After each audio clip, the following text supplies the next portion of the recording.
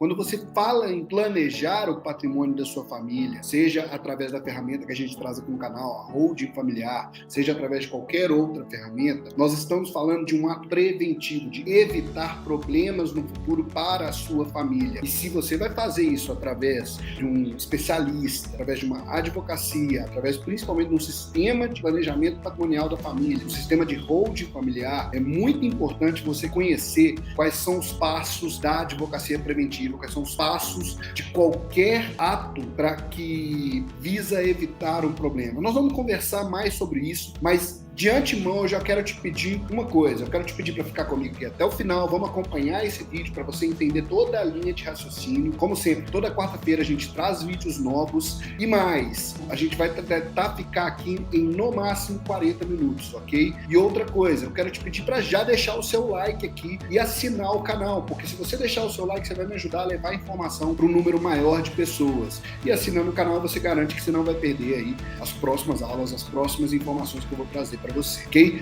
Vamos começar? Primeira coisa, por que falar disso? Por que eu resolvi trazer esse tema? Principalmente por causa da afobação das pessoas. Muitas vezes as pessoas confundem resolver o problema, confundem correr atrás e resolver um problema que identificam com afobação. E mais, confundem fazer de forma planejada com procrastinar. E essas coisas não podem se confundir.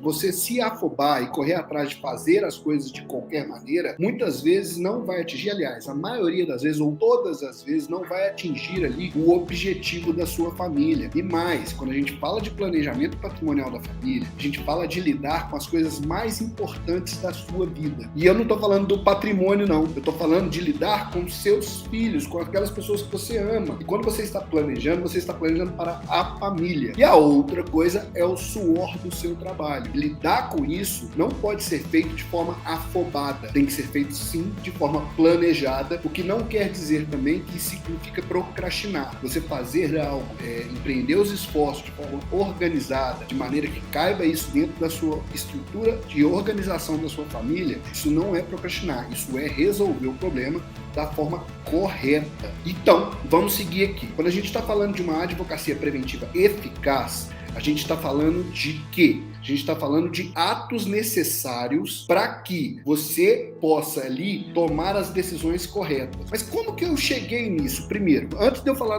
de quais são os passos da advocacia preventiva, eu queria te dizer como que eu cheguei nisso. Eu formei na faculdade e comecei a trabalhar com o direito do trabalho, até antes de formar, tá? E eu, diferente da grande maioria dos meus colegas de sala e tudo, eu sempre tive a intenção de advogar. Eu sempre gostei daquele negócio de correr. E quando eu formei foi exatamente isso, processo, fórum, audiência, toda essa situação, e comecei a trabalhar também muito para empresas, e dentro desse ramo empresarial, me especializando além da advocacia trabalhista no empresarial, dentro desse ramo eu sofri uma mudança de paradigma, porque eu comecei a perceber que as empresas elas tinham demandas repetitivas, e essas demandas repetitivas surgiam com base num problema.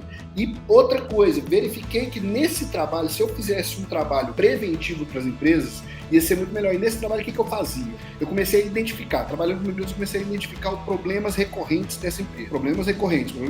Eu falei, poxa, por que a gente não pode tentar evitar isso? Após identificar o problema, a gente ia lá e começou a diagnosticar uma solução para isso. Começou a conversar e diagnosticar uma solução. E após isso, quando a gente viu que tinha uma solução, a gente desenvolveu um plano de ação. Depois de desenvolver esse plano de ação, ficou fácil, foi só executar esse plano. E dentro desse ramo, dessa situação, repetindo esses passos constantemente, eu cheguei aqui nas 4 passos de uma advocacia preventiva e percebi que isso pode ser aplicado para as empresas, assim como pode ser aplicado para as famílias. E sim, estudando planejamento, identificando o problema para a família, eu percebi que isso que faz com que a sua família consiga ter sim um planejamento patrimonial eficaz. Então, quais que são os passos de uma advocacia preventiva eficaz? Passo número 1 é identificar o problema. Vou falar um pouco mais sobre isso, mas vamos anotar todos os passos primeiro. Passo número 2, diagnóstico e viabilidade da solução. Passo número 3, plano de ação ou um projeto ou um plano qualquer coisa, um croquis, qualquer coisa que identifique como que vai funcionar a solução para aquele problema. E passo 4, que é a implementação ou execução do plano, execução do projeto, o que quer que seja aí dentro do